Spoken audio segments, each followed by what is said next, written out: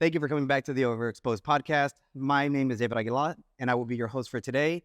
We got a special guest sitting next to me. It is the one, the only, Mike McKim, owner, founder of Cuvee Coffee, and inventor of the canned cold brew. Well, we're going to be talking about so much in this episode, not just coffee, but so many other things. But tell us a little bit about yourself before we get into the whole nitty gritty. Sure. Super brief background.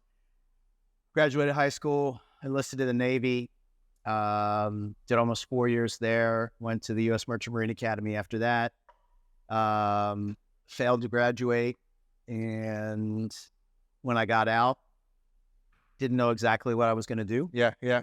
Somehow ended up finding my way into the world of coffee in 1998. Wow.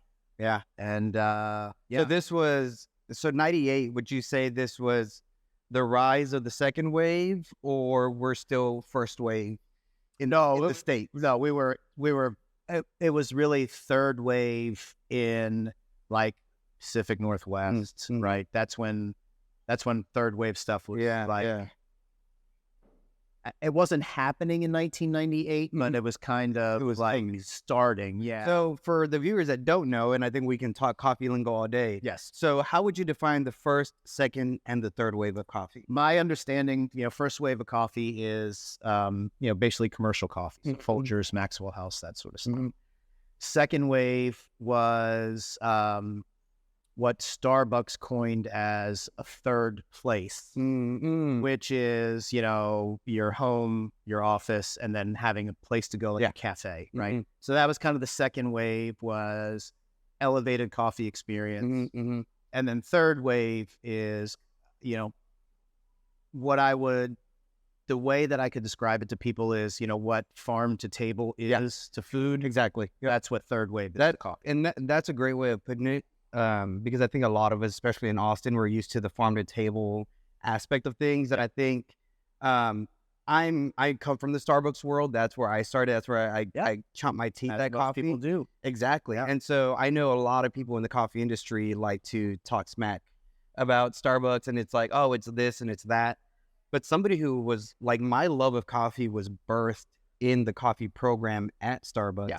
And so when I moved to Austin, one of the first places I got to go to was Mozart's, and then Texas Coffee Traders. So seeing like what coffee is, not just as the finished product, but everything that leads up to it. So the sourcing of the beans, knowing your farmers, even micro lots, which is something where I feel like a lot of people are benefiting from the third wave, but don't even know how we got there. So I think that's a great way of breaking it down. And especially as a coffee nerd, I feel like I throw these terms around so much, and people are just like, what? Yeah. Industry jargon is annoying. And so, we need to definitely make sure we talk so that everybody can understand. You don't have to be in the coffee industry to understand. Exactly. So one of the things, and, I think it's very easy to, Google things about you. You're out there, a lot of your successes and all that. But one of the reasons I started this podcast was as somebody who kind of fell into being an entrepreneur. It wasn't something I was looking to do. Yeah. But I fell into this like aspect of the entrepreneurial world, and a lot of suffering, a lot of hardship, a lot of, waves just crashing over me while I'm trying to grow my business, and at the same time trying to be positive, trying to be, the rock of the family, trying to be all these things. So starting off, how you said, you failed. There's a lot of avenues that were there, but didn't really know. I know it was your uncle, right? Was it Carl? Yep. Yeah, Uncle Carl. There you go. Shout out. Is he still alive? Yeah. Okay. Shout out Uncle Carl. But I know like he had such an influence on you. Yeah. Inventor of the Agtron. Correct, right? And again, we can even talk about that with the coffee jargon. The Agtron machine does so much for the industry, and I think so many people use it. So I think, first of all, as an early entrepreneur, like, one, why coffee? And two, what were some of the struggles that you saw in that journey? And what were some of the ways that you overcame those struggles? Sure. The why coffee question is easy. I went to visit Carl, and he showed me what he was doing. He had a coffee roaster set up in his warehouse, and he was drilling holes in the front of it and sticking temperature probes in it, and had it computer controlled. And this is, this is back in the late 90s, and the mentality at that time was the industry backlashed against him because they said, you're taking the art out of coffee roasting. Wow. Right? Because he was applying science. Yeah. And now you can't buy a coffee roaster without probes. Yeah. And, computer control. Yeah. All that sort of stuff. So, yeah, the industry backlashed against him. And then years down the road, they gave him a Lifetime Achievement Award. No so, way. yeah. It's the way it works. I went to visit him and I roasted coffee with him. And I fell in love with the craft of coffee roasting.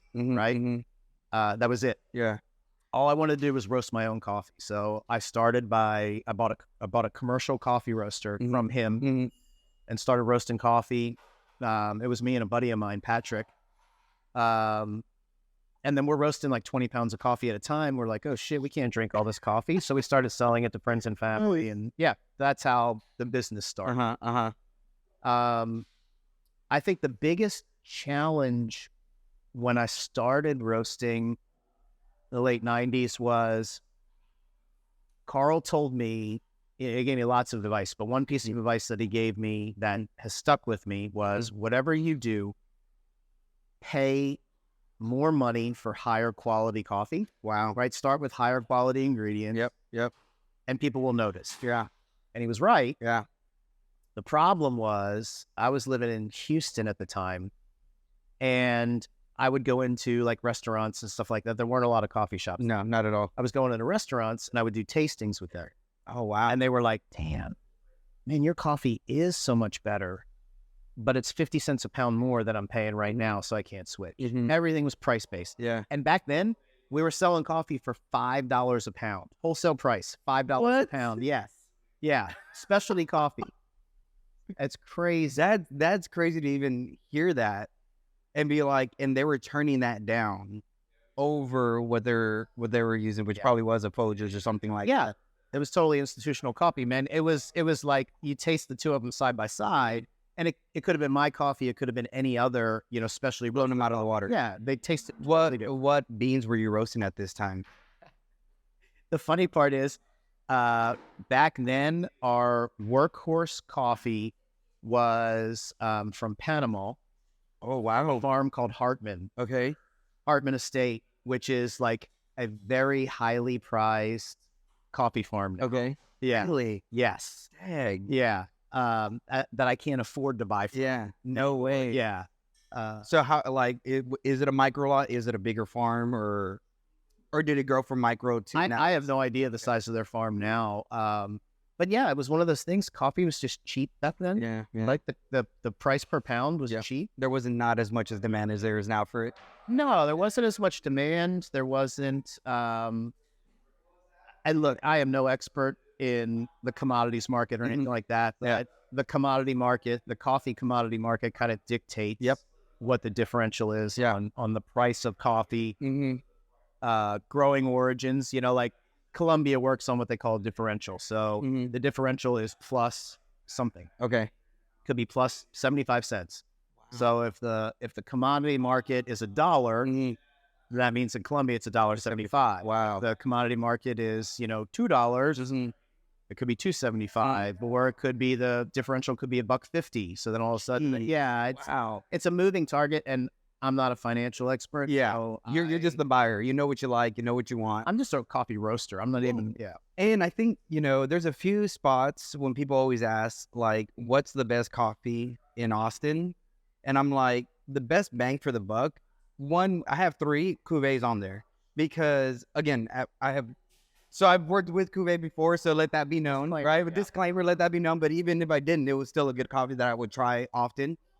And that's what I knew about you guys. I'm like, well, shoot, like I already like their stuff, so why not work with them, right? Yep.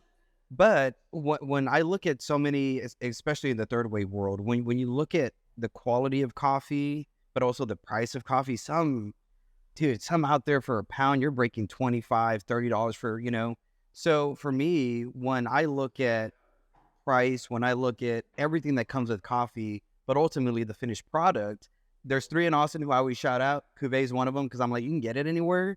They have great spots that you can chill at. But also I think the process of making it at home, it always tastes good no matter what. Yeah. So whether you're doing pour over, whether you're doing espresso, and again, working with you in the lab and seeing how you like really manufacture a lot of things and bring out the best of the coffee, that was also one of my favorite parts working there was like, you know, and I've roasted before, so I kind of knew the nuance and, you know, I've done drum roaster, I've done air roasters. But seeing the way that you're doing it, not just individual, but even with the team, that was one of the things, again, one of the many reasons why I praise you is because as a business owner, one thing I've always admired about you is you put people first. So whether it's in your business or whether it's the customer or even one story, again, I tell people, I talk about you a lot without you knowing. So there you go. But one thing I tell people all the time, one story that I love about you is we're in the roastery one day and you walk into the office and you tell Rochelle, hey, I'm not going to do a full day today because I'm going to help one of the employees move into their apartment or something like that. And to me, looking at you, is like you own this great company. You're a very well-known man. You're successful. Yet you take time out of your day to help your employee move from one place to the other. Something you didn't have to do maybe. And just even other things that we've done together where I just look at you, I'm like, man, I've worked under people who are not as successful as you are, but act way more highly or like they deserve more. Yeah. And so that's one thing I've always respected about you, just that humility. So again, talk about you a lot. So in the coffee aspect of things, if you're the everyday buyer, what are some things you look for when you try coffee that may not be Cuvee? Is there something, are you looking for more acidity, brightness? Do you want more nuance in the flavor? It's a good question. You know, it depends on, I think one of the pluses of being in the coffee industry is you can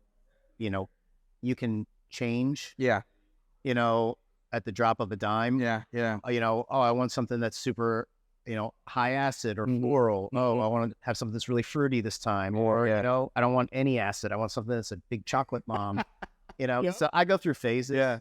That's my wife. My wife is the chocolate. Like because I still do home roasting. So if I'm home roasting, I got like Nicaraguan, I got some Brazil, I got some Guat, and I'm roasting that like, you know, temperature changes on your roaster, but I'm doing like 450, 460. Yeah. And she just loves that like nutty, chocolatey stuff. And so to move on, even, you know, kind of getting away from the coffee, but into just life. When you started this journey with Cuvee and just kind of to the point you're at right now, right? Like I said, a lot of people, and myself included, in the pursuit of being an entrepreneur, whether you're searching for it or whether you fall into it, I think when it comes to one of the things I think I've been a beneficiary of is seeing other people succeed, and when other people succeed, also investing in like the pros and cons of running a business. So getting to hang out with a lot of business owners, and there's like, hey, if you're going this way, do this, and so. If there's somebody out there, whether they want to start a coffee business, whether they even just want to start their own business, what are some good business practices that you think would be, whether it's 2, 3 of them that you feel like have helped you in your pursuit of being who you are? Yeah, I think one of the things that I always tell, like, you know, young entrepreneurs, and young in the sense that they're just getting into entrepreneurship, is whatever industry you are in, remember that you're not marketing to your peers, you're marketing to the consumer. And I spent a lot of years like worried about, you know, what my peers thought about what we were doing versus what the consumer, and none of my peers are buying coffee from. Exactly. They're all my competitors. Yeah. So who gives a shit what they think? Right? It's really what the consumer thinks. Wow. That's the most important part, in my opinion. No, I think that's a good one. And I mean, for me, that's something I've been learning even when it comes to the social media aspect of things is social media is, the algorithm doesn't matter. Your hashtags don't matter. Your video quality at times doesn't even matter. Right. Are you making things that people want to watch? Yep. And at the end of the day, it's like, you have to give the people what they want. So who would you say was that kind of rock for you that, you know, you that was on this journey with you, or even kind of aspired and helped you get to where you are now? Oh God, there's so many people, man. I mean, I mean, there's so many people. I I don't even know where to start, to be honest with you. I mean, from a business standpoint, my wife, Rochelle, you know, she's been there through the good, the bad, and the ugly. She's been an integral part of this business. You know, without her, you know, she handles all the financial stuff, which I'm terrible at.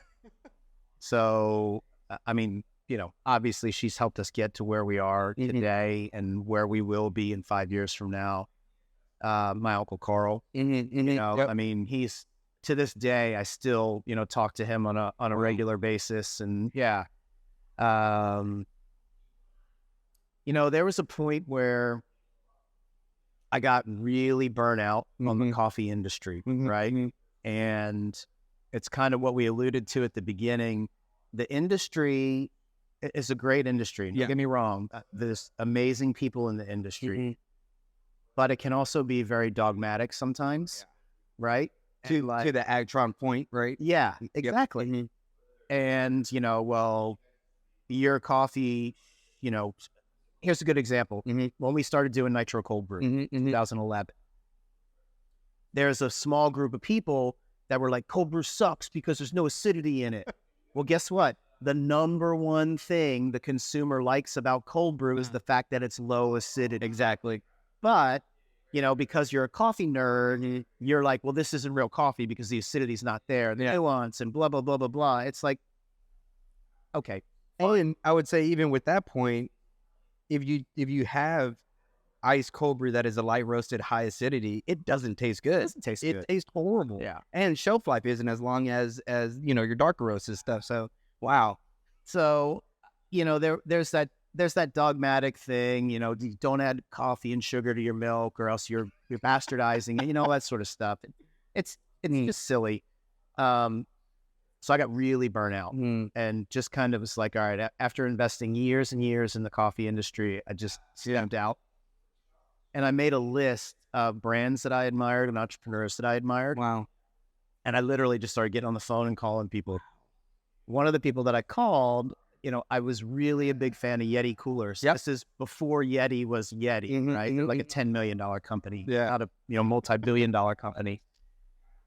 I called Roy, founder of Yeti, and told him who I was. And he was like, Cuvee Coffee. He goes, my wife buys your coffee, you know? Oh, let me back up. So I would call people and my script was, hey, this is who I am. This is what I'm doing. I would love to sit down and, you know, buy you a cup of coffee or a beer and, you know, just ask you like, you know, 5 or 6 questions and, you know, hear your story, that sort of thing. And so Roy says to me, oh man, my wife buys your coffee. Let's go have lunch. So I go have lunch with Roy downtown and then, you know, that guy was super busy and growing a massive brand. But he would let me give him a call, you know, send him some questions and come in and sit down and talk to him. You know, like I remember one time I was like, hey man, how do you build a team? You know, how do you build a leadership team? And, you know, I just listened to him tell me on how he was building the Eddie leadership team.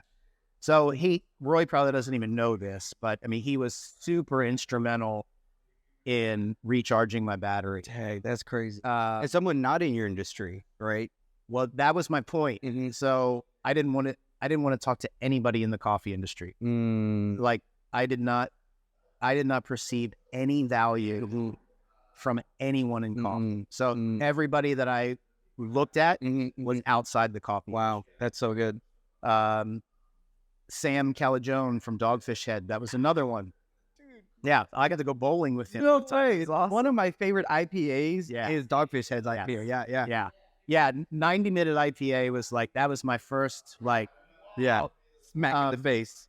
But yeah, I mean, he was super cool. And man, I mean, what an iconic guy, the face of craft beer. And so I went up to Milton, Delaware, and I did the trifecta. You know, I stayed at their inn, I toured the brewery, ate at the brew pub, you know, the original, you know, but it's people like that, that if they even remember who I am, they have no idea the impact they had on me. But what they did for me at that time was super meaningful. Wow. Yeah. And so was Cuvee already a business, already doing its thing at this point? Oh yeah. So did you have a storefront, all that kind of stuff? I don't.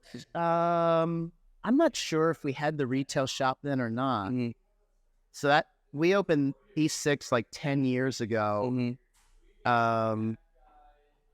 I don't remember what it was, man. But yeah, no, and I'm just wondering just to see like where, I was like mapping out like where that happened and then where the brand took off after that. And so that's even in my own head. But and I love hearing that, especially, being people outside of your industry, because I know the multiple times where as an artist, I've gotten bogged down with whether I don't want to create any more videos or drones or photos. And I just kind of get like, when I find myself reading more books, the imagination comes alive. When I find myself in another industry, not even having it like music or whatever it is, it just makes me look at things differently where it's like, oh, that spark is there again. So I think one point that we can say off of this is that success isn't built in an individual aspect. It's always a community. And so we need a community of people to spur us on and help us get to where we need to go.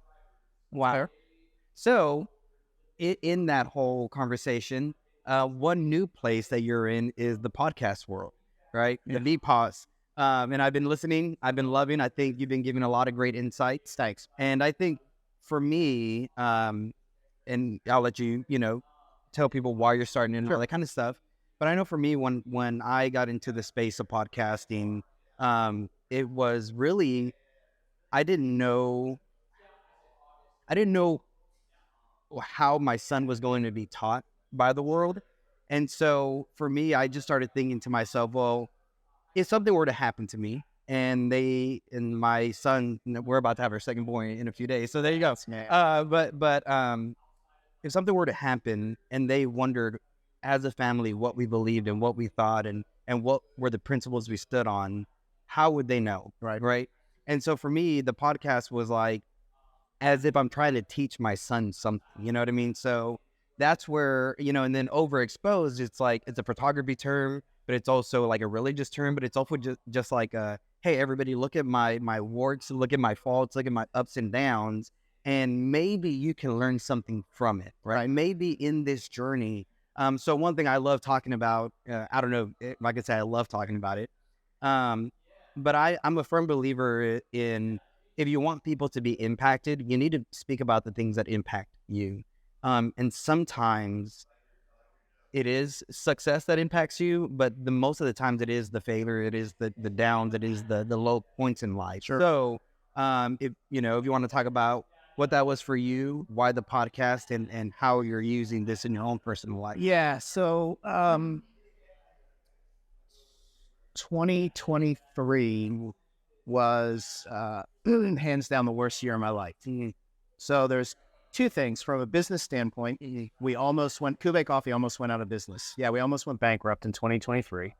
So that's one. And then in November 2023, my son was killed in a car crash. So he was a pilot in the Marine Corps, and he was on his way home for Thanksgiving and died in a car crash.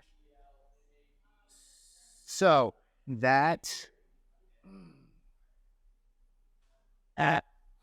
really caught my back.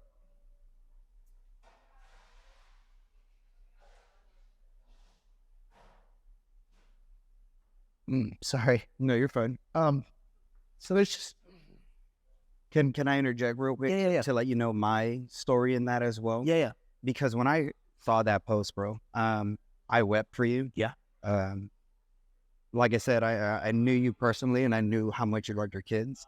And around a few years back, so the year that my son was born, I lost my brother, and he died.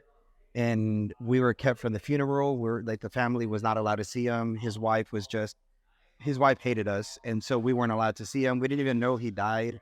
My dad was the last one to see him. Wow. And he called me the following day and told me. And so for me, the reason, again, this podcast has been just a healing process was because for years, I would say, and kind of even to your point where you talk about, like, people don't talk about these kind of things in podcasts. Yeah. I wish there was more of it, because the first year and a half, it was hard for me to enjoy the birth of my son. Yeah. Because I didn't have my brother there. And my father was never really around, and we have a really good relationship now. But to me, the only person who I can go to was going to be my older brother. Yeah. To be like, hey, you have 2 kids, you this, you that. And so when that happened, it put me in such a dark place, not just emotionally, but even physically, where I could see my wife and my son playing, having a good time. Yeah. And I felt wrong for enjoying it. Yep. And it was so hard because it's like, I want, why can't I laugh? Why can't I be here? You know? And so it was a lot of work. And it felt alone a lot of the time because it felt like on the outside, I should be somebody who had everything together. Yeah. But on the inside, I felt like I was falling apart. So that's where I'm coming from because, again, and I saw your post, I saw everything you had put about it. And it was painful for me to see you go through that. Sure. For one of the things of being like everything you talked about, right? He was great in his career. He was doing his thing. And so that's where when I saw you do the podcast and start in there and even the introduction to it being this, I feel like more people should know about it because it isn't just a podcast. And you've said it before, I'm not looking to be a speaker. I'm not looking to be any of this. I'm doing this as a healing process, but also as an offering to you if you ever find yourself in this situation. Yeah. So that's where I'm coming from. Cool. No, and that's what it's supposed to be, man. I mean, there's, like I said in the intro, I had 0 interest in starting a podcast. Mm-hmm. I never set out to do it. It was not even a distant thought for me. But when I delivered Conor's eulogy, apparently there were some things that I said during the eulogy. I had a whole bunch of people reach out to me afterwards, and they were like, man, I want you to know that these points that you made are making me reevaluate my life. Wow. They got me thinking about different things. And then I've had some friends since then who, one recently lost their dad, and, he reached out to me just because he was at the funeral, and he was like, hey, this is the problem I'm having with my sister. What should I do? Or, what would you do? Or what do you think? Or whatever. Yeah. And I'm not a big fan of giving unsolicited advice, but I was like, look, here's my experience. And I shared it with him. And he's like, holy shit. Yeah. I never even thought about that. Mm-hmm. You're absolutely right. And that's when I started thinking, because I love podcasts. And so immediately I went to find grief podcasts. Yeah. Try and listen to them. And there's great podcasts out there. There just wasn't one for me where I am in my journey right now. Yeah. And so I kicked around the idea, with my family and Conor's fiance. And she was like, she's 25 years old like Conor was. And she's like, this is what I need. Like, I would totally listen to this. Yeah. When I'm tabling ideas. So all I'm doing is sharing, the experiences that I've had, my own opinion. And, there are going to be people who it resonates with and they agree with it. And there are going to be people who they completely disagree, and that's perfectly fine. But the next phase, so next month, I start recording with guests. Nice. Yeah. And the focus is going to be, this has been, my experience. This is my grief journey, and this is how I've addressed my grief. Yeah. And one of the things I loved you to say even on one of the episodes was that there isn't a right way to grieve, but there can be a wrong way, and I think in your journey, what are some things that you, whether it was through another podcast or friends, like what were some things that you learned that kind of helped bring you back together? Yeah. Well, so that it's funny. My good friend Tim Kennedy is the one. He invited me to come work out with him and then grab coffee. And this is something that we do every once in a while. And he was the one that said to me, there may not be a right way to grieve, but there's definitely a wrong way to grieve, right? And I personally went through this. I think I recorded an episode about this already, but I started drinking. Yeah. Right? And, all of a sudden, I'm, I'm just drunk all the time. I'm sad all the time. My wife has to worry about me when she's grieving the loss of her son. Now she's got to, I mean, it's totally unfair. So yeah, there isn't a wrong way to grieve for sure. An unhealthy way.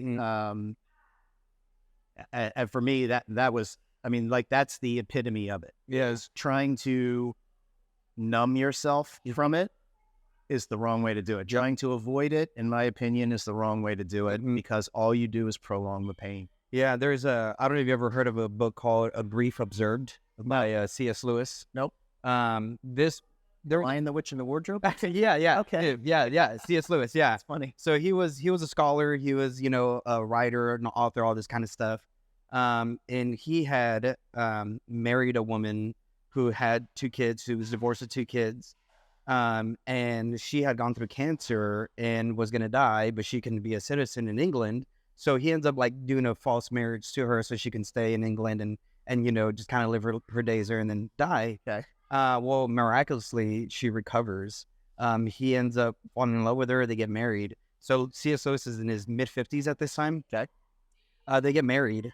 And, he describes it as the most, he was a bachelor all the time. So he was like, this is the greatest thing. Like, I loved it, like sex and all this good stuff, And then 3 years later, the cancer comes back and she dies.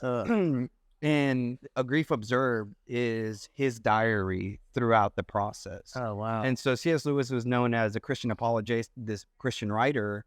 And so when he put out the diary, he didn't put it out under his name. And so many people read it as kind of like, man, like, what is up with this guy? Like, he is just broken, falling apart. And then years later ends up letting it out in his own name. And people will really question him of like, oh, well, you're supposed to be this religious guy. You're supposed to be this Christian. How can you say these things? But when you read the way the first line of the book is what really got me. And I had read it before my brother passed away. But when my brother passed, so I had to break the news to my mom.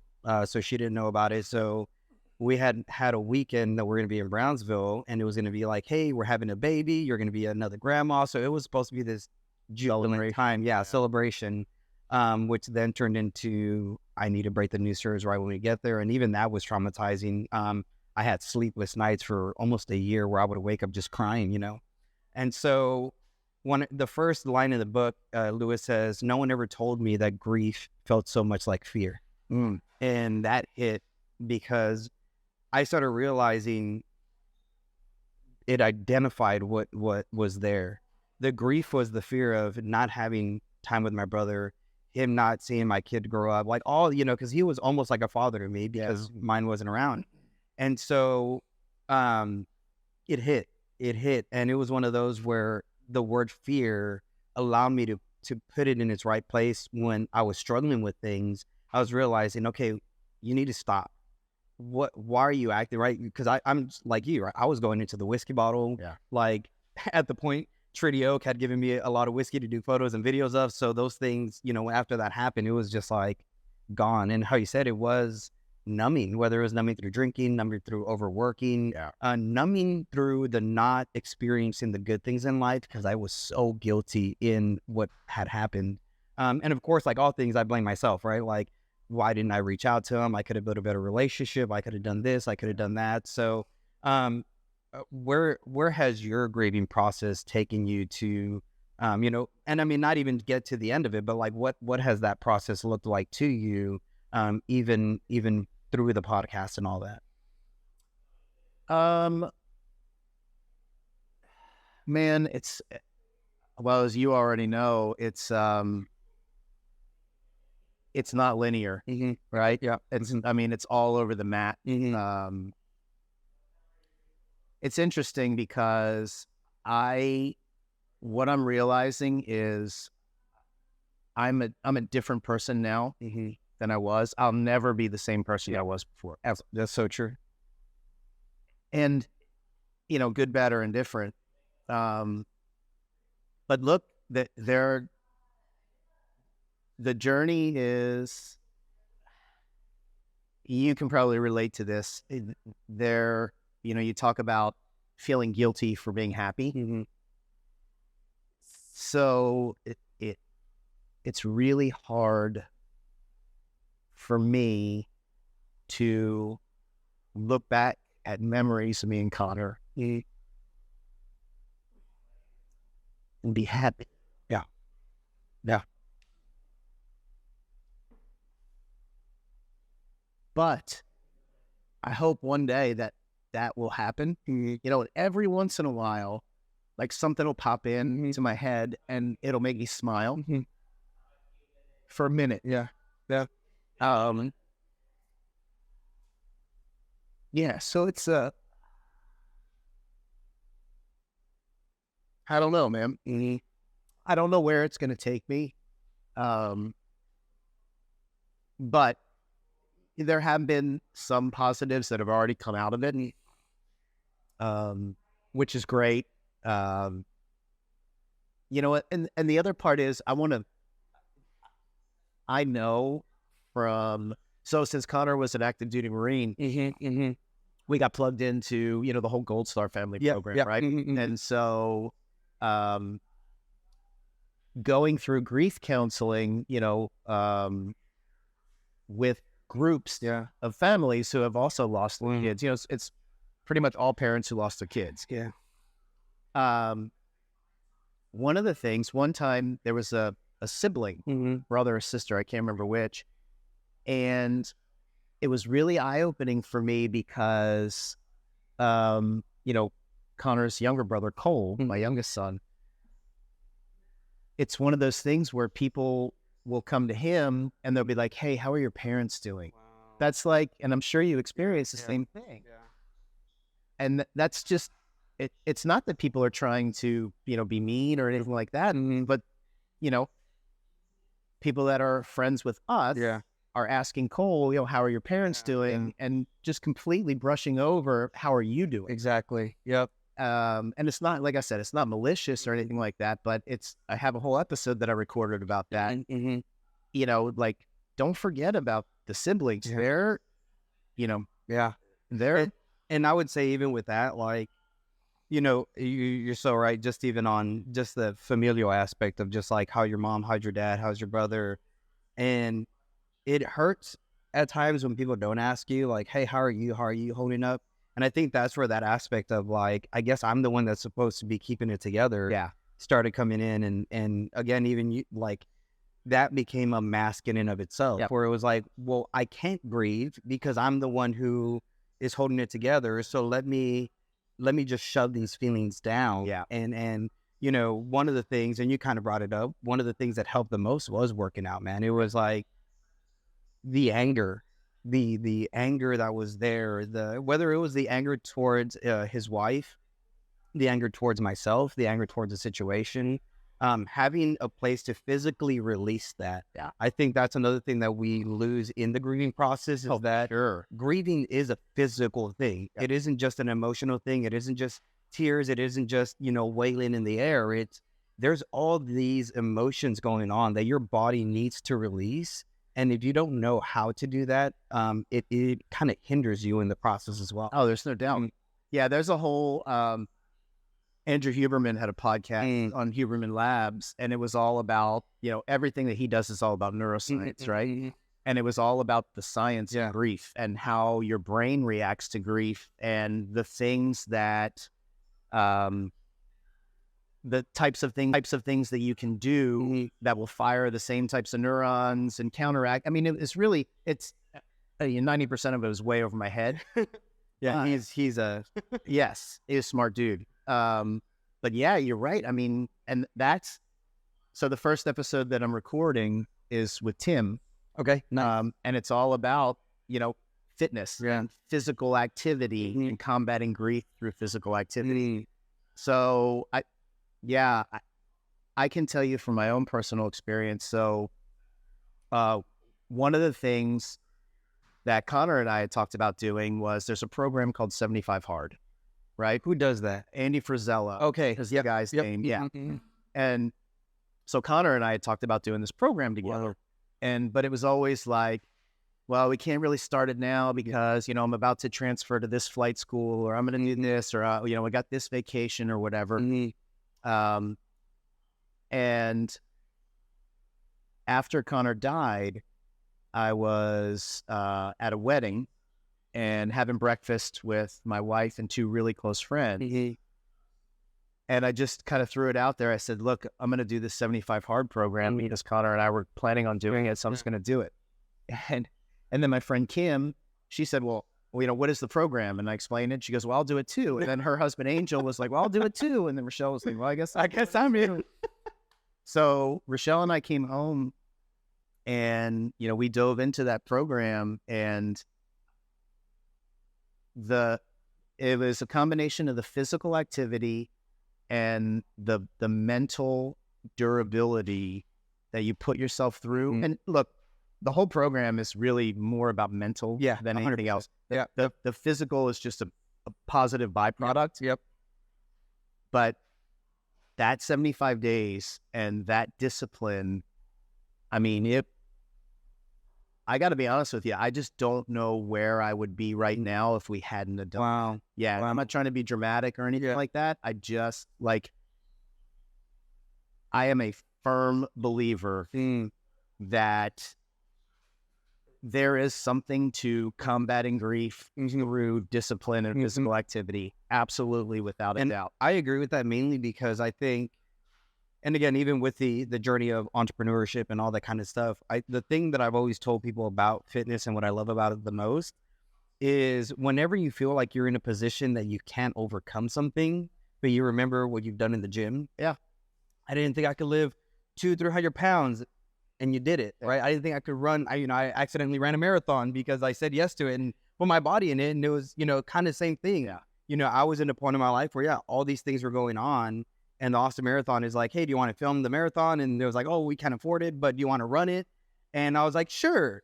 And they're like, okay, do you want to do the 5K, the half, or the full? And I was like, I'll just do the full. Just do it all. I've never ran before. I was not a marathoner. I was probably running maybe 2 miles a week, right? So I tell my wife, and my wife looks at me, she's like, you have 3 months until the marathon? Yeah. And do you know how long that is? I'm like, no. So then fast forward to 3 weeks before the marathon, I forgot all about it. She reminds me, I hit up my friend who's a trainer, and he cracks up. He's like, bro, I can make sure you don't get injured, but I don't know, how you're going to finish it. So the day of the marathon, the day before, pulled a hamstring, and I was like, great.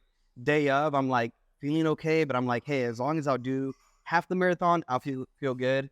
I hit the halfway mark, and I'm just like, fuck it, I'm just gonna do the whole thing. Yeah. And I finished the thing, and dude, and again, kind of to your point, where being a different person, it wasn't until I saw the finish line that just everything came to like the pain of my brother, the things that were going on financially, just everything just kind of like came into focus in that moment when I'm seeing the finish line. Yep. And I'm like, I did it. And I thought I did it to myself. And that was an echo that went through, and you survive your brother's death. You survive this, you survive that, like you're still going. Yeah. You can still push more.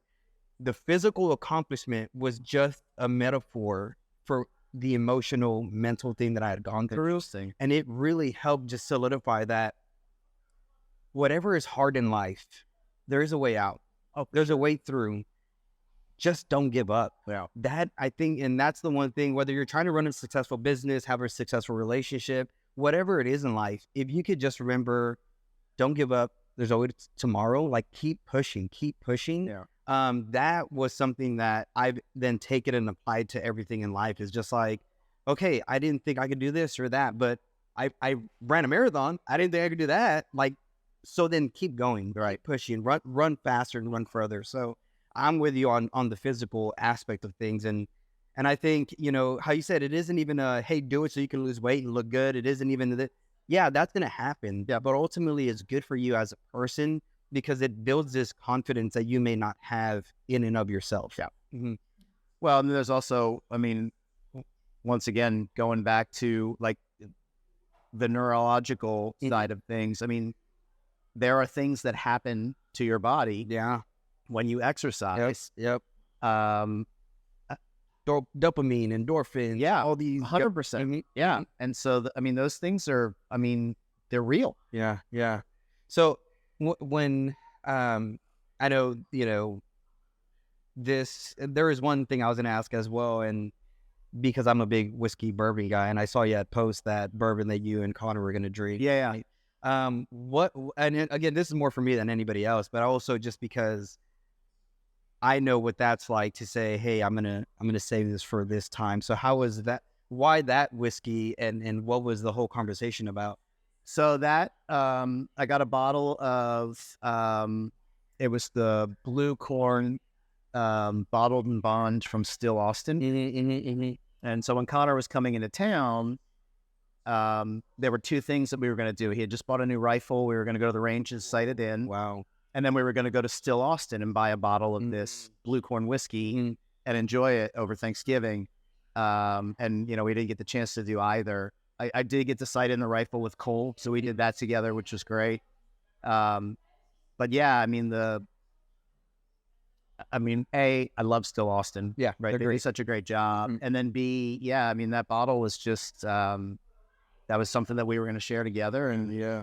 And was that something y'all did often, was like drink whiskey, chat, talk, hang out kind of thing? Yeah. We both, Conor wasn't a huge drinker, but he did like, he liked making a cocktail and he liked good. Yeah. Which is a good thing. He wasn't a big drinker because he couldn't afford it for sure. But yeah, it was something that we would enjoy together. We would go, we had his, after the funeral, his celebration of life, we had at Fast Friends Brewery. Oh, right. Yeah. And it was for a couple of reasons. One, the last time he was in town, that's where we went and ate and had beers. Okay. And then, going and tasting, different small batch brewery beers and stuff like that. That was something that we liked to do. And yeah, so yeah, man. And, I think this is one thing I learned from a friend of mine who's a pastor. He had lost his son like before he was a year old or 2 years old. Like it was very tragic. And I remember when I first met him, he introduced himself and he was like, I don't know if I should say his name or not. Well, great guy. But he introduced himself and said, I have a wife and 2 kids. But one of my sons is dead, but, kind of, and that really inspired me even when I do talk about the passing of my brother, in the sense of he's still alive in us, in the memories we share and the stories we tell. And I think even to go even further, a part of the grieving process that I've been learning is being okay with talking about it. Yeah. And again, with the podcast, like, it's hard not to get emotional, because it's like, I think about the conversations so that I don't cry. But once the words come out of my mouth, it's so hard to hold the emotions back. Yeah. And so, but I do know that sharing stories with my wife about him, because she never got to really meet him, sharing stories, I remember when I first heard about it, I immediately called my cousin and we met up at a burger joint in Austin. And, my cousin is like my brother. We've known each other our entire lives. We moved to Austin together. And so the importance of having someone agree with you, but also to listen to the memories. Like, is that something you've been doing as well? Have you been practicing that, like the storytelling aspect of just saying, hey, it's okay to talk about these things now? Or is that still a struggle that you are working with? It's a, and again, kind of to what you said, it is not a straight line. It's a weird balancing act. And Rochelle and I literally just like earlier this week, we had this discussion, might have been over the weekend. Sometimes it's really hard when one person is feeling sad. Like if she's feeling sad, I feel like it's my job to not be sad because I don't want to make her more sad. Yeah. It's a weird, and I think to answer your question, it's, and I tell all my friends this, I'm like, hey, look, I'm comfortable. Like anytime you want to say something about Conor, 100%. Yeah. It is not off limits. Sometimes I'm just going to cry. Yeah. But it's okay. Yeah. Like it's just part of the process. And it may never go away. Yeah. But I think the key is, like, for my friends, I need to let them know that if it makes you like uncomfortable, that's okay. Yeah. Then you can avoid it and it's not a problem. But don't feel like, you know, you're not the one making me cry. The situation is making me exactly. cry. Yep. I appreciate when my friends want to talk about Conor or tell a story or something like that. I absolutely love it. You know, 100%. And the reason I'm respecting your time, but the reason I was going to ask that is mainly because you had done an episode recently of I'm trying to remember, but it was around the topic of like not knowing what to say. Yeah, the person doesn't say anything, and that's kind of where that was coming from as well. Because in listening to that, I remembered a lot of conversations where things weren't said by people who I thought had the most to say. Yeah. And their silence said way more than if they had said anything. Yep. And that, and even going to the point of like handling these situations alone is hard because you want somebody there, right? Whether or not you want them to, hey, let's go have fun. And that's not even it. It's just like, man, let me know that you're there. Let me know that I'm not walking in this alone. Yep. So that's kind of where that was coming from. Yeah. Yeah, I've got a good buddy of mine who he was a Navy Spec Ops guy, and so he suffered a lot of loss and has gone through survivor's guilt and that sort of stuff. So he has a lot of perspective. And one of the things he said to me early on is he said, "Hey man, if you want to get together, if you want to talk, if you want to cry, or if you just want to sit there and stare at each other, I'm here." Yeah, I love that. And it was like, because sometimes, you just don't want to be alone, but you don't have anything to say. And so just somebody being there it's powerful, man. And I the whole point of that episode, it wasn't to shame anybody or anything like that. It was to let people know, like, when you have a friend that suffers a loss, just reach out. Yeah. You know, you're not going to know what to say, and then it's going to be uncomfortable. Of course it is. Any tragedy is. Well, and I think especially even when it comes to like men, right? I think men, even though we've progressed a lot in our day and age, like there's still this, we don't know how to grieve well. Right. And I think it's also because we've never seen it done by other people. And I think one of the things that I've enjoyed, if that's a weird word to use, but if there is a positive side of my brother passing, it's been me and my dad's relationship getting so much stronger and him realizing the aspect of family. You know, like, you know, our relationship healed maybe about 5-10 years ago. Like, about 10 years ago. It was way before I moved to Austin. And it was hard because I'm like, man, we now have a really good relationship and I'm going to move to Austin. Right.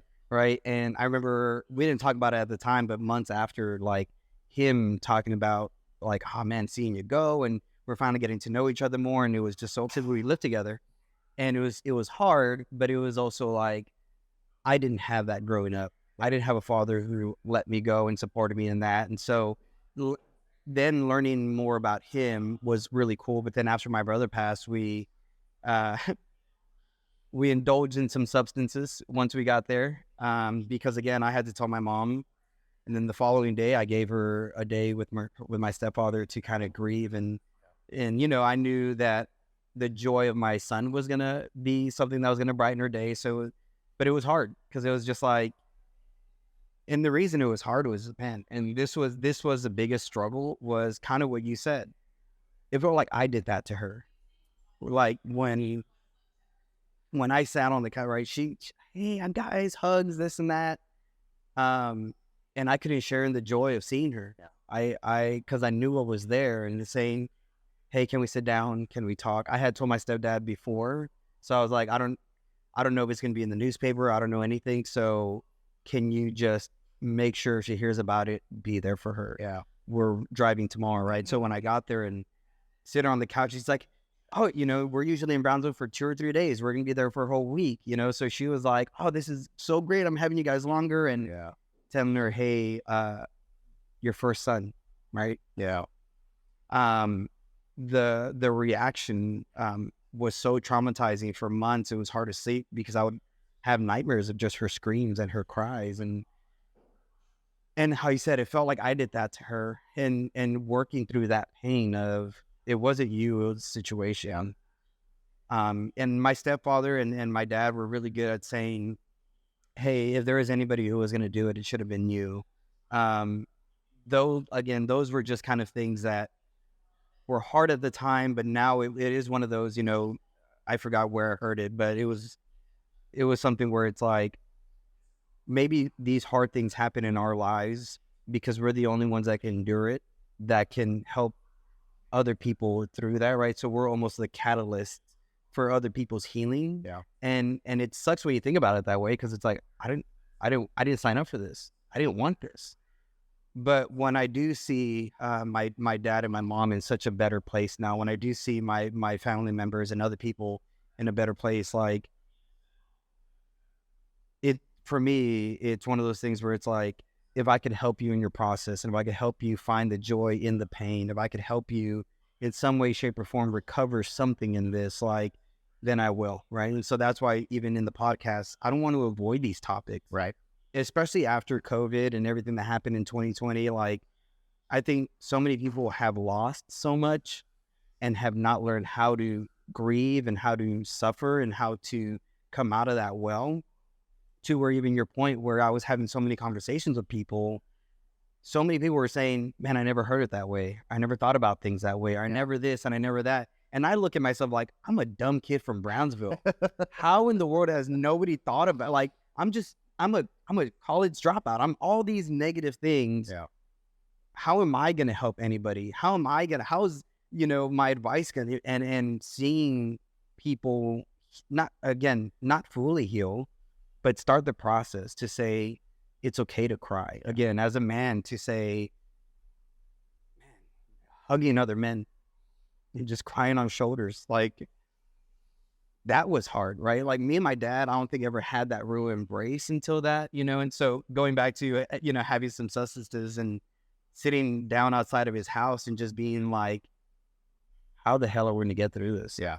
I think, and you even talked about this again on another podcast of like, hey, what do psychedelics do? And what do all these, right? And I think because we're such in a culture that says, just shove medicine down your throat, numb yourself in those kind of ways. And, someone like Andrew Huberman, someone like Joe Rogan, who they've talked about these experiences of like, whether it's mushrooms, whether it's DMT, whether it's all this kind of stuff, like, there's something else out there that isn't a heavy addictive drug that's going to kill you. Yeah. Right. Like, I don't know if you're going to have guests on who talk about those kind of things, or if you've talked to anybody about that. Like, yes. What do you feel about all that aspect? Well, I don't have any personal experience with it. So yeah, I have a couple people that I'm talking to that have been doing research. There's actually an amazing study. Mm-hmm. It's a Greek study that's being done at UT. No way. Yeah, using psychedelics right now. Do you know who's doing it? Who the doctor is? Or, professor, doctor? Or... Yeah, I don't remember his name off the top of my head. Okay. But I met a girl who works in that program at a veteran dinner a couple weeks ago. Mm-hmm. And so she was like, yeah, I'll totally put you in touch. I mean, I reached out to you already. Mm-hmm. And I haven't had a reply from them, but she was like, yeah, I know Dr. So-and-so, and I'll put you guys in touch. And yeah, so, I mean, look, I'll tell you when we're off camera, I'll tell you who some of the guests I have left that are lined up. Sounds great. But yeah, it's pretty, to your point, I'm like, I don't understand why these people are coming in to talk to me. Mm-hmm. This teeny tiny podcast, I'm nothing and nobody, but I got some really amazing people. That is so awesome. And I think the perspective that they can bring, I mean, cause look, my experience, to your point, there is no substitute for experience. And I think this is like, you can be a professor or philosopher or something like that, and you can try and lay out some sort of theory about grief and grieving and all. Until you've gone through it, you don't know shit. Yeah. You just don't. 100%. So yeah, bringing people on who have way more experience than me, and especially if they have an expertise or an area of expertise. Yeah. I think it's going to be it's going to help me. And once again, that's what this is all about. Yeah. Yeah. Helping me. But at the same time, if the byproduct is it helps other people, Exactly. man, Yeah. that's a win-win. So you're almost like the guinea pig in this process, saying like, it's all out there for you to watch.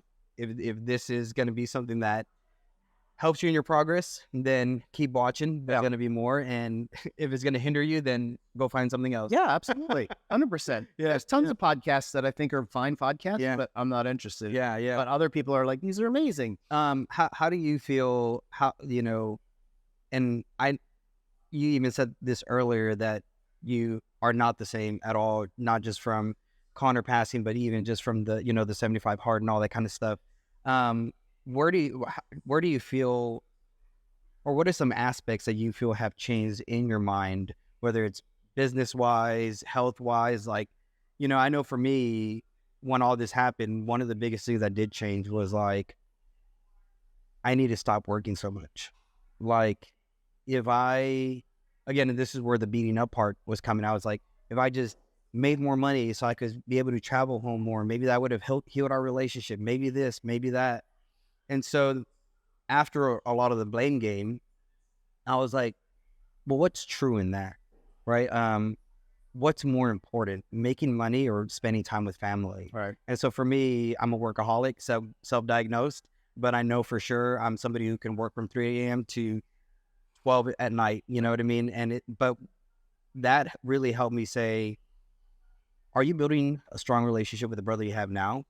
Are you building a relationship with friends who are like brothers, right? Are you showing your wife the love she deserves? Like, this may have been taken away from you, but the things that you regret here, you could still apply in other places. Yeah. And that's kind of made me be not a better father. I think we all have our failures, but it's made me reinvest in being a father and saying, hey, if they're having fun, I need to have fun with them. Sure. It's okay for me to grieve and mourn, and my wife is good at helping me talk to these things, but what I need to do is not feel that in real time and say, invest in these people, build these relationships, because though money is great and to get you places, relationships really are a great investment in your life and something that's going to help you get through things. Yeah. And so that's been something I've walked away with more and saying, I don't care who you are. If you're in my life, I want to show you I love you. I want to show you I care about you. And I want to do anything I can to make sure that whether it's a friendship, whether it's a relationship, like, you know that. Yeah. And you know that I'm here for you. So I don't know how that's affect you in those ways. Okay. So the question is like what like, if there is a positive out of the situation, again, like even the fitness of like how it's changed your mind in aspects, like you haven't been the same person ever since. Where are some areas that you've seen flourishing in? That's a hard question to answer, man. I think I've gone through a pretty profound phase where at the very beginning, I didn't want to put up with anybody's shit. Like, okay, what is it that you're complaining about? What you're complaining about is meaningless. Yeah, yeah. However, I'm comparing their complaint to my complaint. And, there's the old saying, the worst thing that's ever happened to you is the worst thing that's ever happened to you. 100%. And so if the worst thing that's happened to somebody is they got a flat tire and they're complaining about it, I can't compare my son's loss to their flat tire, right? So I had to. So I would say I became less tolerant and then more tolerant, maybe, or not tolerant, understanding. Yeah. So I think, my perspective on life has just changed dramatically. I would say something you just said was really good, like, which made me think, how can you be again, I don't think this is the right words, but how can you be a good griever? I think, and I've met people who have lost or gone through struggles, and they put that on other people as if, you need to experience everything I experienced. So hey, I got a flat tire, man, I'm having a crappy day. And then this person, well, I went through this and I like, so in a weird way, how can we as people who have suffered that, like, how can we not put that on other people in that kind of sense? Yeah. I think, look, the reality is, and especially nowadays, man, like everybody's got a sad story. You know, you watch a show like American Idol, and it's the person with the saddest story that gets the most airtime and all that. And I don't love that part of it. However, what somebody does to come out the other side of that, I feel, instead of the focus being on, you know, woe is me, boo-hoo, this is what happened. Yeah. It's like, you know what? Yeah, this sucked. And here's what it propelled me to do. Yeah. Right? This is my trajectory now. Wow. That's really all I try to think about is it would be so easy, and it would be so easy to get sympathy from people, right? Understandably. But that is going to do absolutely nothing for me in the long term. Yeah. It's how do I take this experience and it's so hard to say make something positive out of it, right? Because it's just hard to wrap your head around it. But the reality is that, you know, there are things that are going to come out of it that are positive. Right? When I love even that, right? That there's literally something positive, right? The Pos Podcast that came out of it. And, you know, again, I heard you talk about, you know, why that came to be and the name. And, you know, when I heard you tell the story, I'm like, oh, that's crazy how these things, you know. So what, you know, if you can talk a little bit about Conor and his journey, like what got him into, you know, going into the Air Force and doing all these kind of things. Like what kind of person was he that, you know, was it Rochelle who said, be positive, because he was always a positive person. Yeah. Like what are some things that you've kind of even learned from him? Yeah. So the genesis of that, for anybody who hasn't listened to my podcast, is Conor was a Marine, and on his plate carrier, on his patch, you know, it has name, and it has his serial number, DOD number, and then it has his blood type, right? And it's B pos, right? It's B positive is his blood type. And the reason that's there is, you know, in case you're wounded in battle and you're unconscious, they know what kind of blood they can give you or whatever. And, you know, when I was going through Conor's stuff, I found that patch and I showed it to Rochelle, and she was like, oh, look, B pos. You know, Conor was the most positive person. Wow. And it's so funny because, you know, we're his parents. Yeah. So, of course, we're going to remember all the positive things, but the outpouring of, you know, all of his, you know, fellow Marines and all of the midshipmen that he went through the Merchant Marine Academy with, and the stories that they have about Conor and his positivity, like, it's not just us as parents that experience that. Like, he touched a lot of people's lives. But yeah, I mean, look, he, so I went to the Navy, and then I went to the Merchant Marine Academy after almost 4 years in the Navy. Wow. And, you know, my goal was to be a pilot, a Navy pilot, right? I grew up when the first Top Gun came out, all that sort of stuff, right? So, but I was lazy and undisciplined, so I didn't make it past my first year at the academy. Wow. Conor came home from a college fair at Lake Travis, and he came home and he said, you know, hey, Dad, I think I want to apply to the Merchant Marine Academy. And I mean, he knew that I went there. Never pushed it on him, never pushed military on him or anything like that. And I was like, cool, right? And so all of a sudden, you know, it's one of those moments where, like, I think every parent wants to have some sort of purpose in their kid's life, like a meaningful purpose. And all of a sudden, for me, it was like, all right, I'm gonna help you get in there. Anyway, he got in, excelled. He was captain of the rowing team. You know, he was a midshipman officer. He kicked ass there, and he made a really positive impact on lots of people, even underclassmen. I just got a message from somebody the other day that was a plebe, a freshman when Conor was a senior, and he talked about how much Conor impacted him. Wow. Yeah. So he was a positive person. When he went through TBS for the Marine Corps, somebody sent me a message and said, everybody complains and whines at some point, because we're out in the wilderness and it's raining, all this sort of stuff. He said, but Conor never did. He would just crack jokes to try and make everybody feel better. Wow. Yeah. He had that Goggins in him. Yeah. Yeah, he had that Goggins in him. Yeah. He didn't call anybody a bitch, but yeah. But no, it was, Rochelle and I have talked about this multiple times. I literally, no exaggeration, never heard him say anything negative about another person. He just wouldn't say anything. Wow. So if he didn't like somebody, he just wouldn't say anything. Wow. And that's how you knew that he didn't care for that person. But he would never say, you know what, that guy's a dick. Yeah. He just wouldn't. And it's, I'm definitely not like that, but I'm trying to be more like that. Sure. Wow. All right. So before we wrap up, I would say, where can people find you out on the internet?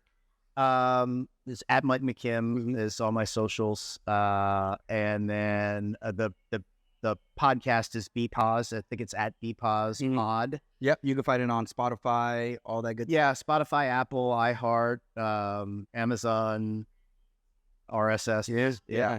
And, again, as somebody who is on that grieving process, I think it is a very helpful thing. Appreciate that, man. Mainly because it is, like I said, one, we need more stuff like that out there, but two, knowing you personally and, just seeing your journey in that, for me, it was one of those things where I was just like, because I know the kind of guy you are, and I know how, your successes in life and all that kind of stuff, I knew that you were going to get out of this, just again, lack of a better word.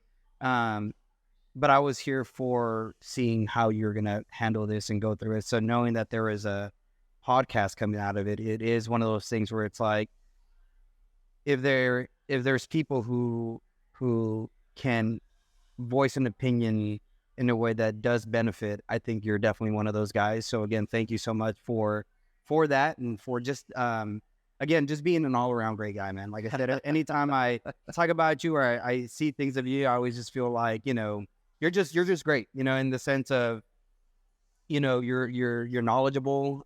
You speak well. You have a great personality. Again, I think that's why people like you on social. You just cut straight to the bullshit and you say what? Ooh, there was one more question I was going to ask you. Okay. What are some coffee fads that you think should die? I know you've done your little, you've done the espresso everything, and you've tried some stuff out there. But what are some coffee fads that you've seen? Whether it's one, a couple, like on top of your head. I know there is, back in the day, there is putting the espresso with orange juice and all that kind of stuff. So I know there's something you feel like, man, this just needs to. I've always hated like white coffee. Oh yeah. To me, that's the one. It's weird, yeah. that's a weird, and I don't know that that's even a fad. That's a fringe thing. That's a very fringe thing. Yeah. I don't know. It's funny. I'm torn, right? Because you watch all these trends that people do. Yep. They're making coffee or making espresso and stuff, and they're so over the top. Like the gadget and the amount of time and the amount of steps and all that sort of stuff. However, so I think they're silly. At the same time, it's like, hey man, if that's your ritual, yeah, then that's cool. It's like the person who does the sugar and the milk, and it's like, as long as you're enjoying it. Yes. And I think that's Conor speaking to me, because normally I'd be like, okay, this person's a douchebag and this is dumb, but the reality is, you know what? If that's how you make your coffee and that gives you, joy, fucking do it. What's your favorite espresso machine? La Marzocco. Which one? Do you have a specific one? I know that Black Eagle is a beast. That's Simonelli. Oh, is that Simonelli? Yeah. Which one is the La Marzocco one with the scales in it?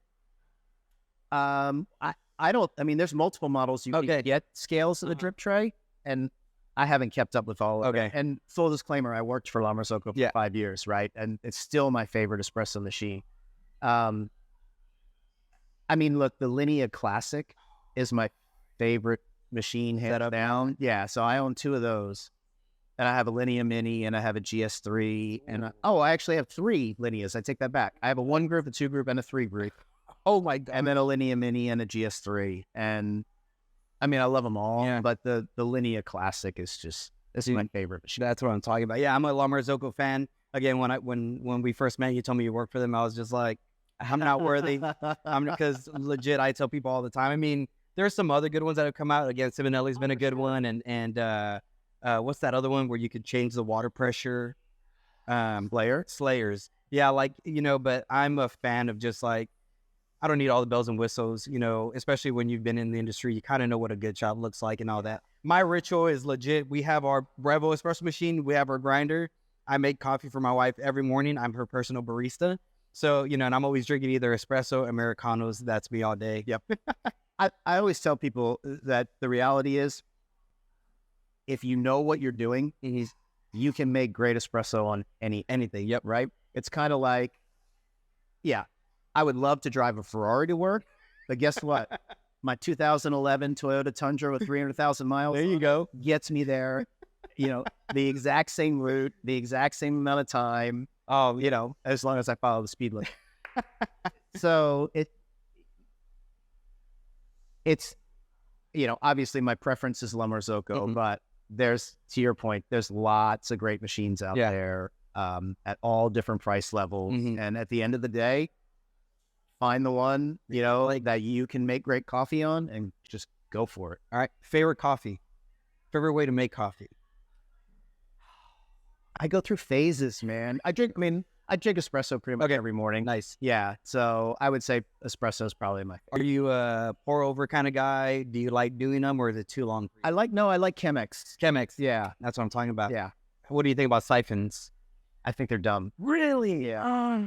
Oh, wow. That's the first disagreement we've had. My favorite way of making coffee, like all of 2020 to 2022, was siphon. Yeah. And then my cat one day jumps on the counter and breaks it, and I've never got another one ever since. But that was one of, for me, especially because we're making so much of it. Yeah. It was just easier to set it, forget it, go, type of thing. But man, I feel like we need to do another one of these, but have it be more coffee focused. Yeah, we totally because I feel like you are the coffee CEO, right? That not just on the internet, but I think legit. Another reason that I love that you're doing more stuff on social is I've always felt like I have a good knowledge of coffee, but I haven't been as deep as you've been into the industry. So knowing when you go on and you say some stuff and you talk about things, and 90% of the time I agree with you, so I'm just like, yeah, but it's one of those things where I'm like, I'm glad that there's somebody with this sense of authority. And there's other guys out there who do it, but again, I know you, so I'm just like, you rep Austin, so I'm like, knowing that you're on there, knowing that you're spitting facts about coffee, I'm loving it, and you're doing a great job, man. As somebody who does social media and all that, you're killing it.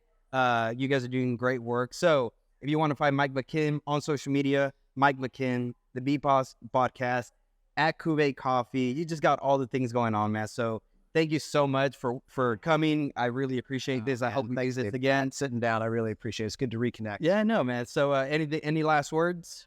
No, just do your best to be positive. Boom, there you go. That's the tagline. Mike, thanks, buddy. Appreciate you, brother. All right. See you on the next one.